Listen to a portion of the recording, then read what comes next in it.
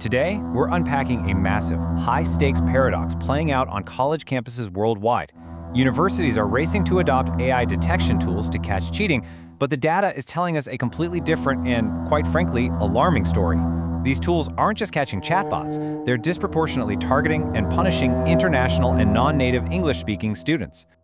Now think about this. What if learning English perfectly is exactly what gets you expelled? Sounds totally absurd, right? But as we're going to see today, the diligent, careful language learning that international students put so much effort into is exactly what algorithms are flagging as robotic.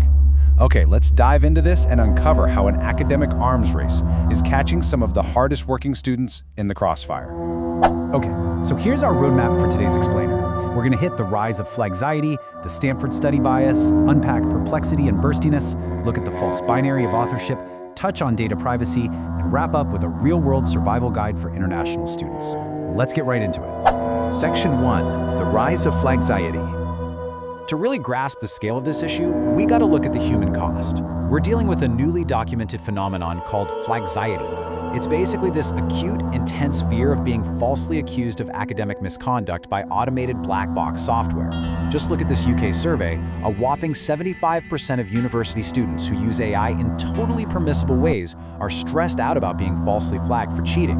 More than half say their absolute biggest concern is being accused of misconduct when they've literally done nothing wrong, and researchers are noting that this anxiety carries a disproportionately heavier weight for international students.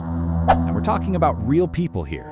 Take Hai Long Do, a native of Vietnam studying at Miami University in Ohio. He points out that this isn't just about getting a bad grade on a paper. For international students studying on specific education visas, a simple software misunderstanding can snowball into a massive, formal academic misconduct investigation. We're talking lost merit scholarships, suspension, or even visa revocation and deportation. The stakes couldn't possibly be higher. Moving on to Section 2. The Stanford study bias. So you might be wondering, is this fear actually justified? Are these detectors really biased? Well, computer scientists at Stanford University wanted to find out. They ran a test using 100% human-written essays, specifically essays written by US-born 8th graders and practice essays written for the TOEFL exam by non-native English speakers. When they ran these through 7 popular AI detectors, the results were completely staggering. The detectors falsely flagged the native English speakers only 5.1% of the time. But for the non-native speakers, they were falsely flagged as AI-generated a jaw-dropping 61.3% of the time. In fact, on about 20% of those papers, the detectors unanimously agreed they were AI. And remember, they were 100% human-written. Weixing Liang, one of the Stanford study co-authors who actually learned Cantonese and Mandarin before English, hit the nail on the head. He stated that the very design of many of these detectors inherently discriminates against non-native authors. This is a vital point, guys. This bias, it's not a glitch, it's not some random bug. It's a fundamental feature of how the software is built to evaluate language. Which leads us to Section 3. Perplexity and burstiness explained. So why on earth does this happen? Let's pop the hood on these algorithms and strip away the technical magic. AI detectors basically use 2 statistical yardsticks to guess if you're a human or a robot. The first metric is called perplexity. This just measures how predictable or surprising your word choices are. Since AI models are trained on the vast expanse of the internet, they inherently gravitate toward the most mathematically average predictable words. That equals low perplexity. But think about how non-native speakers write. They naturally rely on a more formal, restricted, and careful vocabulary. Because they aren't throwing in wildly unusual idioms or unpredictable slang, their writing scores super low on the perplexity scale. And boom, that is exactly the trigger AI detectors use to flag text as machine-written. The second metric is burstiness. This one measures the variety in your sentence length and structure. Humans naturally write in bursts, a really long, complex sentence followed by a short, punchy one. AI, on the other hand, churns out sentences that are highly consistent in length and structure. Well, if you're learning English as an additional language, what are you told? You're taught to use clear, straightforward, and consistent sentence structures. You are literally taught to write with low burstiness. And you can see how this perfectly illustrates the tragic irony of the whole situation.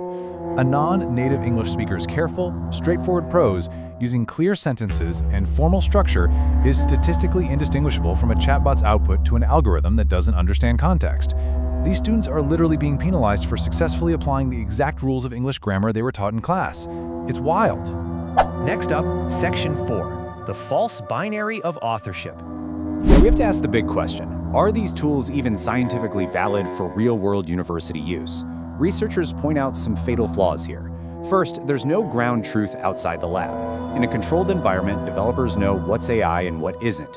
In a real classroom, nobody knows for sure, making the detector's output impossible to independently verify. Second, a lot of these detectors were trained on human essays from before 2019, meaning they're comparing today's modern students to a totally pre-AI world. And finally, they impose this false binary. They assume a text is either 100% human or 100% machine, completely ignoring the modern reality that writing is now often a hybrid process, created with AI, not entirely by AI.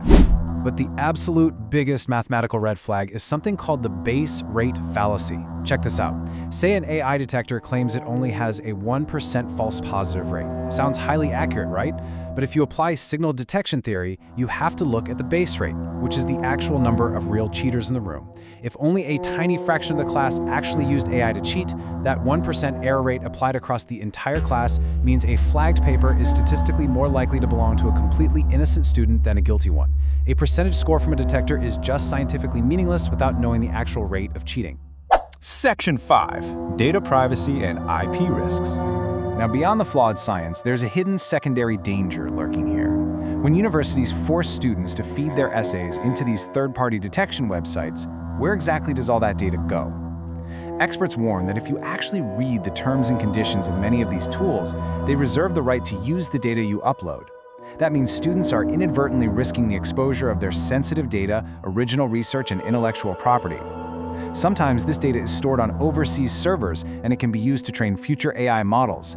You aren't just being judged by a machine, your hard work is actively feeding it. Finally, Section 6, International Student Survival Guide. All right, we've outlined the problem, so let's shift from victimhood to empowerment. If you're an international or non-native English speaker, how do you actually survive this minefield? Here's your proactive defense strategy. Step 1, always keep version histories. Write your papers in Google Docs or Microsoft Word where your keystrokes and time-stamped revisions are automatically tracked. Step 2, save all your original outlines, your brainstorming notes, and your raw research. If you do get flagged, proof of your process is your absolute best defense. Step 3, know your specific university's AI policy intimately. And Step 4, if you are falsely flagged, politely but firmly demand a human review. Bring your version history, show them your notes, and explain this well-documented bias these tools have against ESL writers. Don't just accept the machine's verdict. Because here is the absolute bottom line you need to remember. There is a 0% guarantee that AI detectors are foolproof. Zero. I mean, even OpenAI, the creator of ChatGPT, shut down their own AI text classifier because it was just too inaccurate. And major institutions like the University of Pittsburgh and Vanderbilt, they've scrapped AI detectors entirely because false positives were destroying student trust and bringing up potential legal nightmares. Which leaves us with this final, provocative thought to chew on. As we rush headfirst into this brave new world of artificial intelligence and education, we really have to ask ourselves, should we trust algorithms that actively punish the very students who are working the hardest to learn our language?